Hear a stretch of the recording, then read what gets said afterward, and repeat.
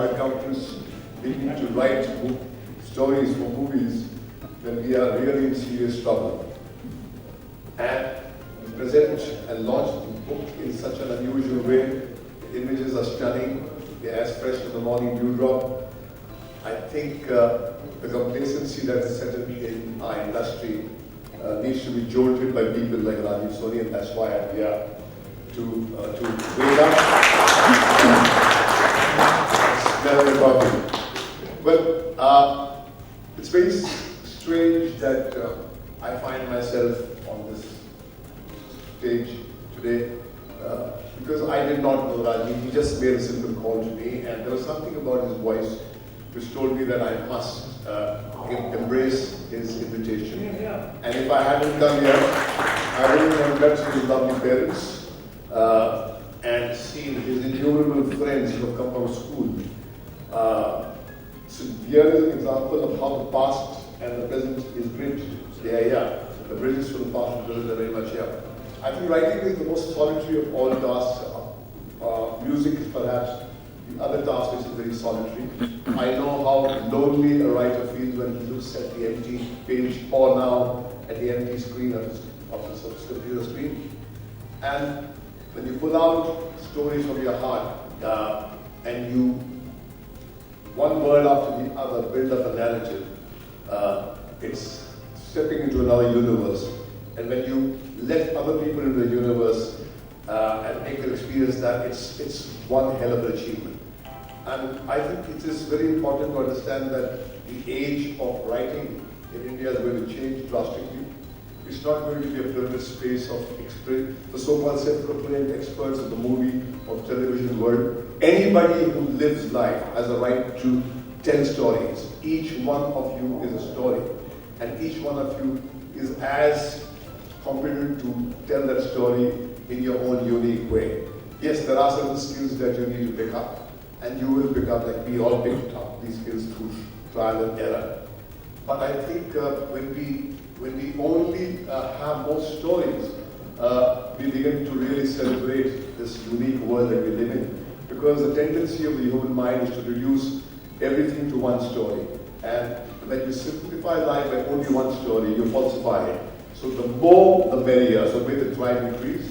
Rajiv, all the best, and I'm looking forward to read this story of yours. And I'm all the time like a thief looking for stories to kind of use and take it back and make films from. And if this narrative appeals to my group of people who have a task of scrutinizing whether it's a workable film, then we'll certainly make a film out of it. And the other thing that makes this book very unique is the name Alia happens to be the name of my daughter Alia, who has just made a debut in the world of movies. And in fact, I told her, I said, Alia, do you know there's a book called Alia? She said, is it? But this Alia is spelled differently and it's got a copyright. So my Alia is only one A. So that's another reason why I come here. So all the best. May you have a blockbuster. And nice coming to this very warm, small gathering, which is done so tastefully, and it's a privilege being here. Thank you very much. The dead also dies. So this whole quest of rebirth of ours is a quest for permanence. Yes. Right? And because we know that we are coming to an end, so we want to continue through our children, through our work, through our activism, through our scientific studies, or you want to be a postman stamp or a statue on the street corner where those come and sit down.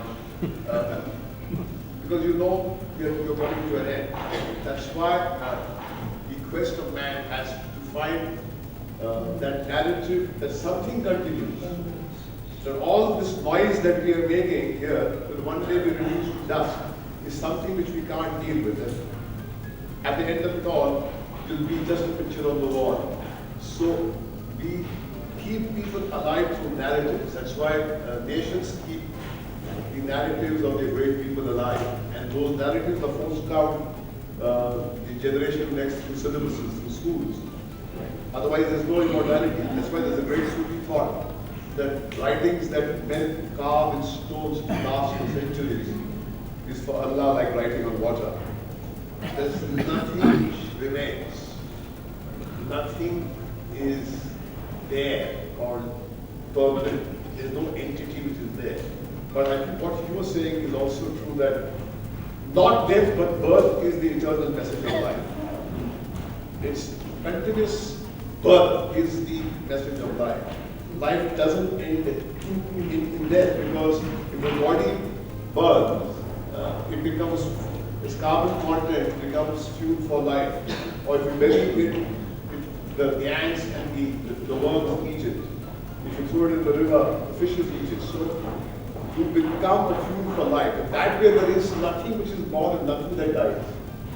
So there's eternal birth. But the entity called you or me will go. Life will go on. There's an end to you and me, but there's no end to life. It's like a bulb. If one bulb goes, the electricity doesn't go. Electricity is there. That is what it is. So eternal birth is what the message is in your book. That it is what is death is certainly going to be reborn, but not reborn as Mahesh Bhatt or as Anifoli. You become fuel for life, and that's the expression of life. Not you, but life goes on. We are interested in the continuity of our bank balance, this memory bank. That's not going to go on. No power on earth can keep that going. That is no doctor, no teacher, no sage, no seer, nobody. That is going to go. And that's where all the writing comes from. The certainty that you're going to go, that's why you want to sit down and leave your footprints on the sand of time. It will be erased, no matter how brave you are.